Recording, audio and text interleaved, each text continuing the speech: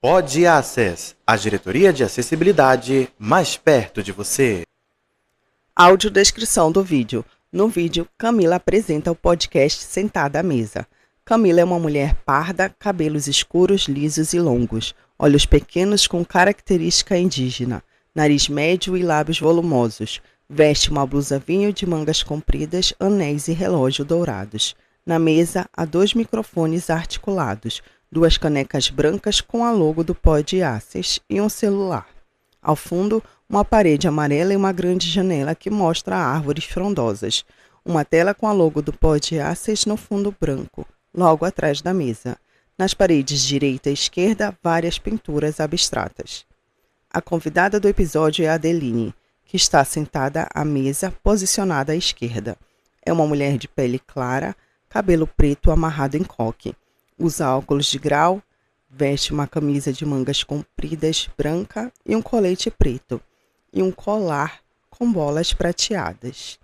Fim da audiodescrição. Olá, sejam muito bem-vindos ao Pod Access, o podcast da Diretoria de Acessibilidade da PROAS, a Pró-Reitoria de Assistência e Acessibilidade Estudantil, que conversa com profundidade e sensibilidade sobre acessibilidade. Eu sou Camila Pires e neste terceiro episódio vamos falar sobre um tema que tem ganhado cada vez mais atenção, o transtorno do espectro do autismo, mais conhecido como TEA. O número de estudantes com TEA no ensino superior tem crescido, resultado não só do aumento de diagnósticos, mas também do reconhecimento de suas potencialidades. Essa presença desafia as instituições a se adaptarem e repensarem suas práticas para garantir inclusão verdadeira, não apenas no papel, mas na vivência acadêmica. O transtorno do espectro do autismo é o transtorno do neurodesenvolvimento e caracteriza-se por dificuldades persistentes na comunicação e interação social em múltiplos contextos, incluindo a presença de padrões restritos e repetitivos de comportamento, interesses ou atividades. Por apresentar tais características, a pessoa autista precisará de diferentes suportes ao longo de seu desenvolvimento. Por isso, fala-se em níveis de suporte 1, 2 ou 3. E para conversar com a gente sobre esse tema tão relevante, temos uma convidada muito especial, Adeline Oliveira. Adeline, que é mestre em ensino, formada em Educação Física e Terapia Ocupacional, especialista em TEA na fase adulta, nos contextos clínicos e acadêmicos. Seja muito bem-vinda, Adeline. Obrigada, Camila. Obrigada pelo convite. É uma honra estar aqui no Pod Access. Espero contribuir com essa temática tão importante no dia de hoje.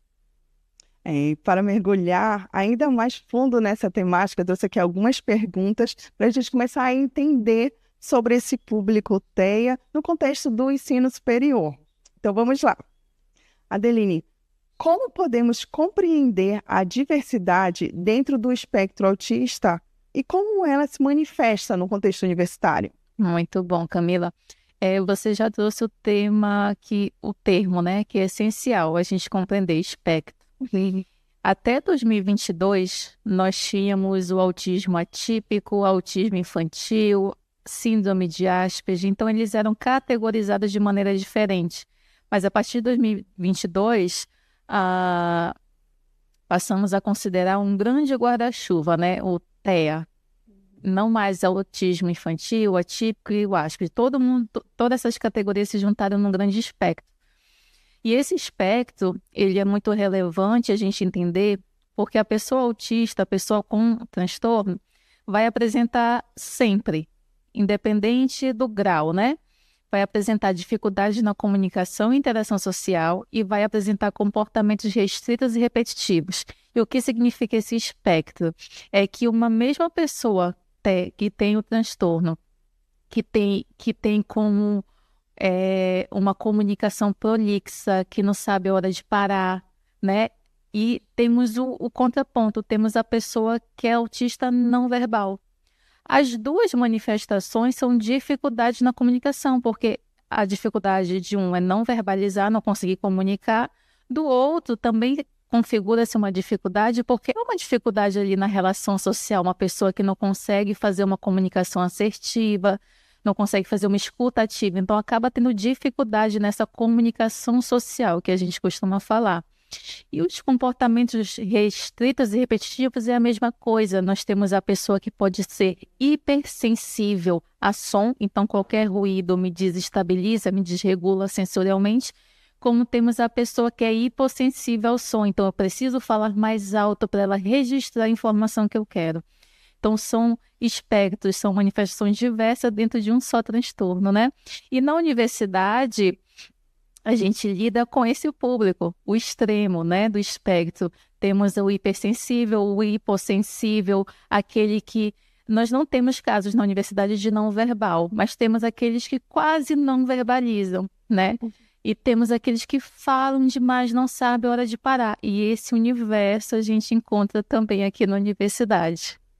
É verdade. Então, são níveis variados, né, que a gente encontra dentro do contexto universitário e tu sabes lidar muito bem com isso, né?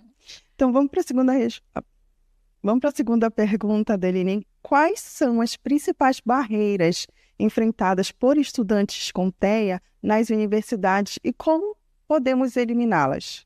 Muito bem, eu vou trazer aqui as principais, tá, Camila? O que mais a gente observa durante os nossos atendimentos de assessoria aos estudantes autistas. Eu vou destacar aqui a barreira comunicacional, porque a universidade ainda traz uma linguagem muito acadêmica que muitas vezes não é acessível, ela não é direta, não é objetiva, não é muito clara, então traz nuances, abstrações que para a pessoa autista, na sua dificuldade dessa comunicação, né, é difícil compreender. Então, a gente acaba tendo muitas dificuldades com essa questão de comunicação, principalmente os estudantes quando estão ingressando na universidade. São muitos termos, SIGAEST, SAGITA, SIGA-A, é muito edital para memorizar, CADIGEST, auxílios, então são tantas informações que quanto mais a gente não objetiva, né, não deixa mais clara essa comunicação, acaba criando uma barreira, né, que a gente precisa sanar. E uma das que a gente mais busca para sanar a barreira de comunicação é o uso da linguagem simples, que inclusive tem cursos do governo gratuitos, tá? Vocês podem digitar no Google o uso da linguagem simples curso. Então, o próprio governo está oferecendo esse curso não só para pessoas autistas, é uma linguagem acessível. E muita gente acaba achando que a linguagem simples já é uma linguagem informal. Não é. Continua com a formalidade da comunicação, mas ela tem um pouco mais de acessibilidade a diversos públicos, desde o analfabeto, que não sabe ler, né? Até a pessoa que sabe, mas que ainda tem dificuldades para compreender a linguagem, que é aquilo que quer comunicar. Outra barreira que é muito comum na universidade são as metodológicas pedagógicas, né? Nós temos, e aí a gente vem discutir um pouco sobre a realidade do docente, né? A gente está falando de uma turma de 40, 50 alunos para ele lidar com essa demanda. Então, às vezes, personalizar, né, direcionar um ensino individualizado é um pouco mais difícil, mas a gente sempre compreende, sempre fala com os nossos docentes como orientação, que quando você acessibiliza uma metodologia para a pessoa autista, você pode ter certeza que ela vai estar acessível para toda a turma. Então, nós temos uma realidade docente que não conhece esse público, que ainda não tem essas informações, e a gente busca sanar com as orientações, mas temos também o perfil docente que, mesmo tendo essas orientações, optam por não realizar, por continuar promovendo essa barreira para a pessoa autista, por achar que isso ainda é um trabalho, né? E a gente está falando aqui sobre garantia de direito também, né? Então, isso precisa estar muito claro para todo mundo.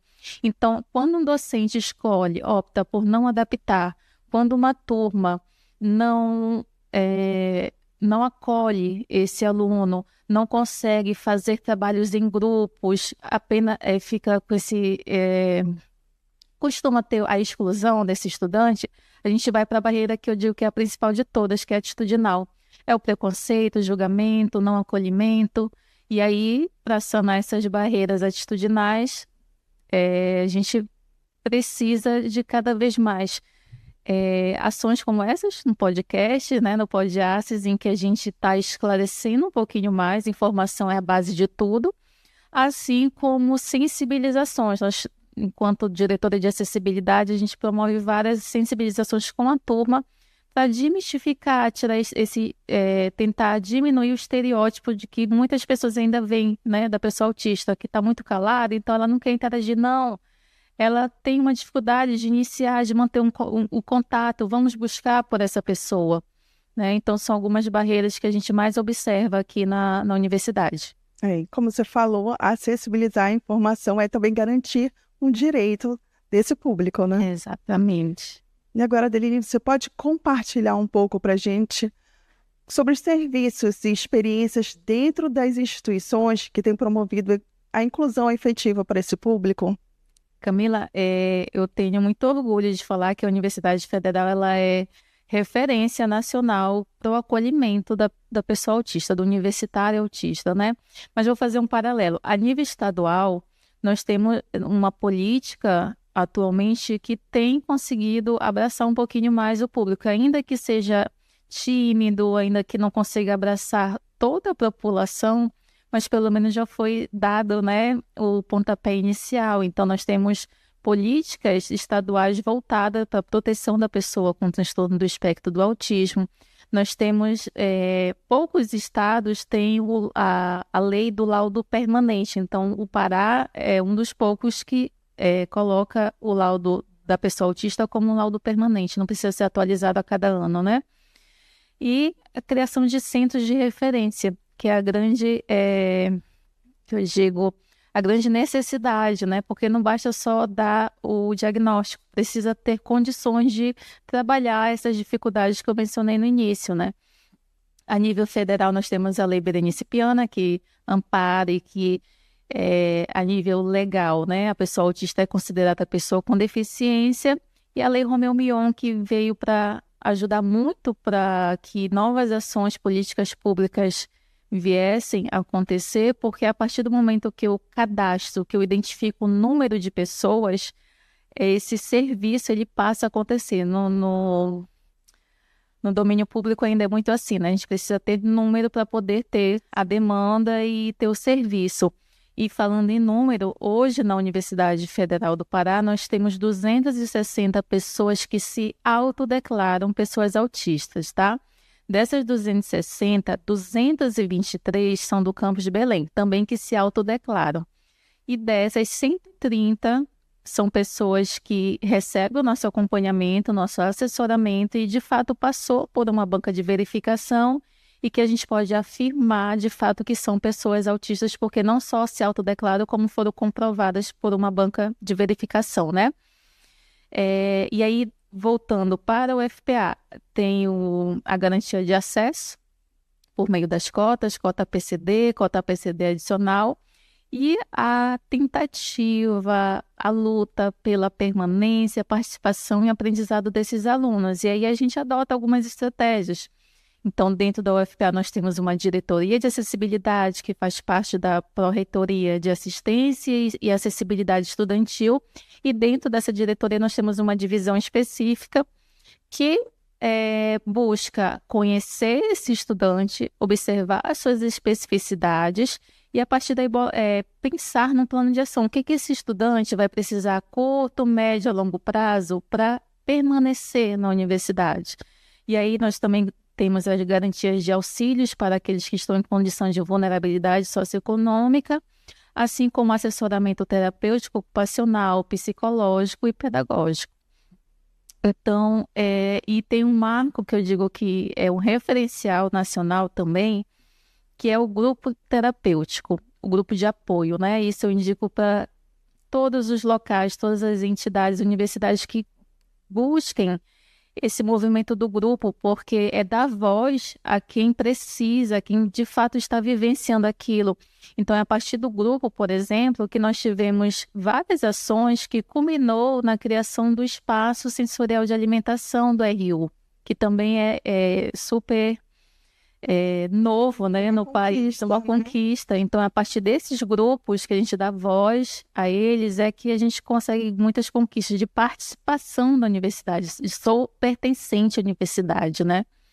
Então, são essas estratégias que a gente busca para acolher, né, as pessoas autistas nas entidades. A nossa conversa mostrou que a inclusão vai além da acessibilidade física.